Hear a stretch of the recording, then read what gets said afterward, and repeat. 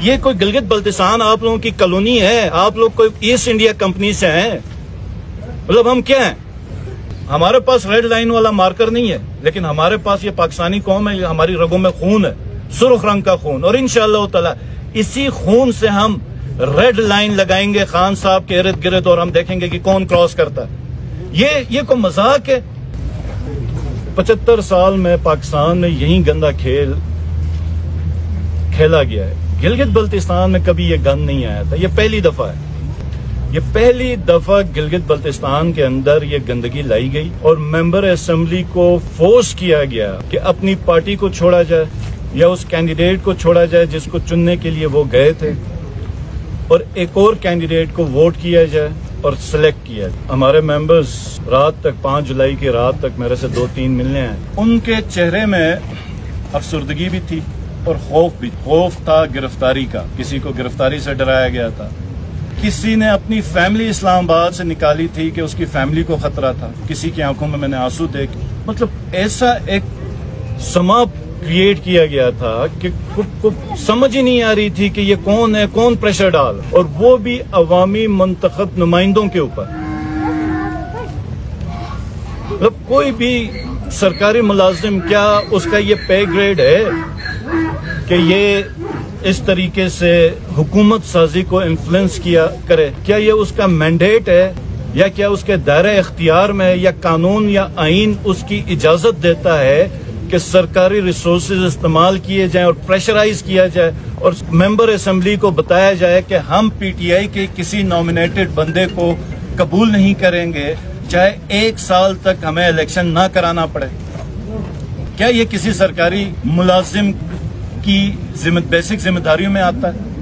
अवाम ने चुनना है। जिस तरह मैं समझता हूं कि जुडिशरी बड़ी मोअज़्ज़ज़ है, अदालत है, मोअज़्ज़ज़ है, हमारा सुप्रीम कोर्ट एक मोअज़्ज़ज़ अदारा है, हमारी ब्यूरोक्रेसी के इदारे बड़े मोअज़्ज़ज़ हैं, FIA के हेडक्वार्टर्स बड़े मोअज़्ज़ज़ हैं, GHQ बड़ा काबिल एहतराम है। इन सबसे काबिल एहतराम अवामी मुंतखब नुमाइंदों की असेंबली है, जिसमें अवाम के मुंतखब नुमाइंदे अवाम की मर्जी से और अपनी आजादी से अपना लीडर ऑफ द हाउस चुनते हैं। तो इसको किसने चेंज किया रातों रात, और किसने फोर्स किया और क्यों किया? यहाँ पर मुझे पता है कि हमारे जितने मेंबर असेंबली डिफेक्ट कर गए वो सब किसी न किसी प्रेशर की बुनियाद पे गए।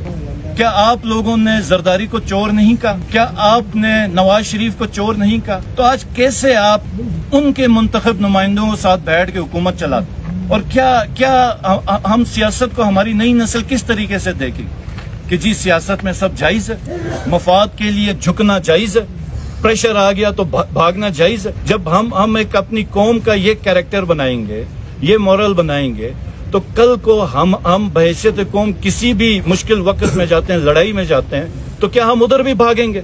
इसमें बदकिस्मती से हमारे कई ऑफिसर्स इन्वॉल्व हैं जो उनका किसी तौर से भी काम नहीं बनता था। और ये 5 जुलाई को पाकिस्तान तहरीक इंसाफ गिलगित बल्तिस्तान के जरिए की तरफ से आज हम ब्लैक डे का ऐलान करते हैं, और हर 5 जुलाई को, जो 5 जुलाई है, वो हम यौम सियाह के तौर पे मनाएं और ये याद करेंगे कि किस तरीके से एक अक्सरियत को अकलियत में बदल दिया गया। और कोई ऑफिसर वो कैसे कह सकता है कि मुझे इस पार्टी का झंडा कबूल नहीं है, जब पूरी कौम एक तरफ? वो कैसे कह सकते हैं कि हम इस पार्टी के झंडे को बर्दाश्त नहीं करेंगे? मतलब कौन से मुल्क में, कौन सी दुनिया के किस खत्ते में ये होता? मैं बताया गया है मखसूस ऑफिस में बुला के कि उन्होंने कहा कि हम पीटीआई को किसी सूरत में कबूल नहीं करेंगे। क्यों भाई, तुम किस तरह कह सकते हो कबूल नहीं करोगे? तुम हो कौन? क्या ये तुम्हारा दायरा इख्तियार में? लोगों ने चुना हुआ है, 20-22 मेंबर्स हैं। आप कैसे लोगों को डिफेक्शन पे मजबूर करते हैं? आप किस तरह का कैरेक्टर बना रहे हैं इस कौम का? अब क्या कौन सा मुस्तकबिल दे रहे हैं इस कौम के बच्चों को? मजाक बना के रख दिया हुआ है कानून और आइन का, और फिर बाद में कहते हैं कि जमहूरियत है, जमहूरियत है। कौन सी जमहूरियत है? एक रात के अंदर आपने अक्सरियत को अकलियत में बदल दिया। न ये मजहब में, न ये किसी भी महज़ब सोसाइटी में, जो मुआशरे जो मुसलमान नहीं है, जो इस्लामी मुआशरे नहीं है, वहां पर भी ये सियासत नहीं है मुनाफिकत की जो यहाँ पर इस मखसूस तबके ने, टोले ने बनाई हुई है। तो वाहिद जो हमारी उम्मीद है वो खान साहब अगर शुरू में होते, जिस वक्त ये सी पैक प्रोजेक्ट था, तो गिलगित बल्तिस्तान का भी मिस ना होता। और अगर खान साहब की हुकूमत ना गई होती तो अगले 2 सालों में गिलगित बल्तिस्तान के अंदर सी पैक के भी बड़े प्रोजेक्ट्स आते। कि एक जो लीडर है जिसके साथ अब पूरी कौम है, उसको इतने गंदे और गलीज मुकदमों में, मतलब एक आपने किसी पे जुल्म सितम करना तो कोई ऐसा एक्सक्यूज बनाए कि चलो आधा सा को मान जाए। मतलब जिस हिसाब से ये रिजीम कर रही है, इन्होंने तो मतलब कोई परवाह ही नहीं की है, या ये पूरी कौम को बेवकूफ समझते हैं, या इस कौम की कोई हैसियत ही नहीं है इनके सामने। कि तोशा खाना के एक जिस तरीके से केस किया गया, और ये सबको पता था कि डिस्क्वालीफाई किया जाए क्योंकि इलेक्शन मैनेज नहीं हो रहा, और फैसले के बाद वो जज भाग गया। वो जज जिसके फेसबुक से पीटीआई के खिलाफ इंतहाई नफरत अंगेज ट्वीट्स, तंजिया ट्वीट्स होती थी, और जिसको बार बार कहने के बाद भी वो जज को शर्म हो तो जज खुद ही छोड़ दे।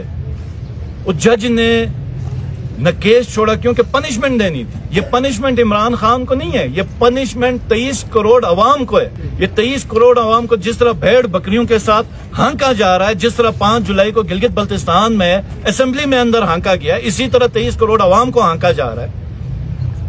और करके ये अब एक जेल में जाके क्या करेंगे, आगे क्या करेंगे? इलेक्शन डिले करेंगे, मजीद डिले कर लें, फिर क्या करेंगे? क्योंकि हर एक मूव जो है वो उल्टी पड़ी है।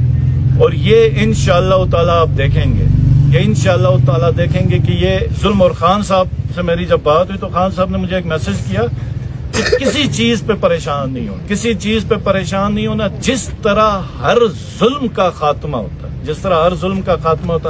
इस तरह इस जुल्म का भी खात्मा होगा। खान साहब अब एक इस्तारा बन चुका है, अब एक मंजिल बन चुकी है, और निशान मंजिल है, एक उम्मीद है, और वो किसी तौर पे भी खत्म नहीं हो सकती। तो ये याद रखें कि ये आने वाला, और ये जितनी सख्ती करेंगे, ये पाकिस्तान तहरीक इंसाफ इतनी ही हैवी मैंडेट के साथ आएगी। आज तो मुझे ये भी कई दिनों से खबरें मिल रही हैं कि बैट का निशान उठाया जाएगा और फिर एक पार्टी आएगी मखसूस जो आजकल बनाई गई है कि बैट का निशान शायद वो मांगे। मतलब शर्म कहीं अगर मिलती तो खरीद के भी दे देते इनको, लेकिन उससे भी नहीं होना था इनका काम, कि इतनी शदीद बेशर्मी है। तो मैं ये जो ताकतवर लोग हैं इस वक्त, बाइख्तियार लोग हैं, उनको मैं ये कहूंगा कि इतनी कालक ना मले इस कौम के चेहरे पे।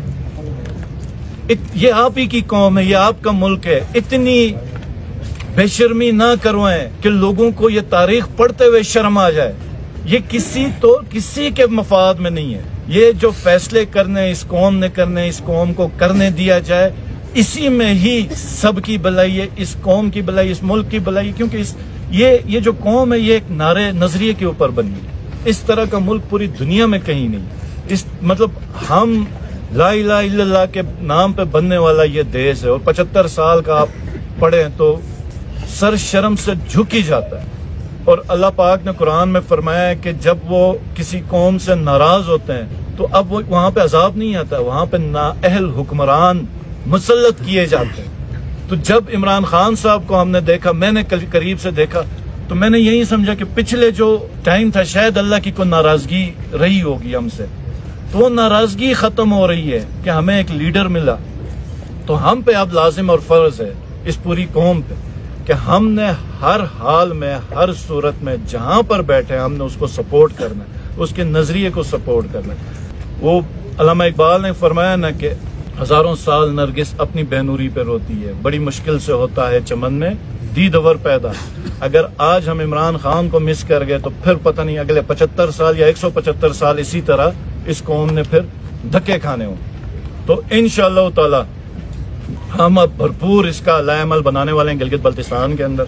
स्टार्ट जो कल का दिन है, जो सरबराह आ रहा है सुना गिलगित बल्तिस्तान में, डाकू आजम, मैं पूरे गिलगित बल्तिस्तान में सबसे दरख्वास्त करता हूँ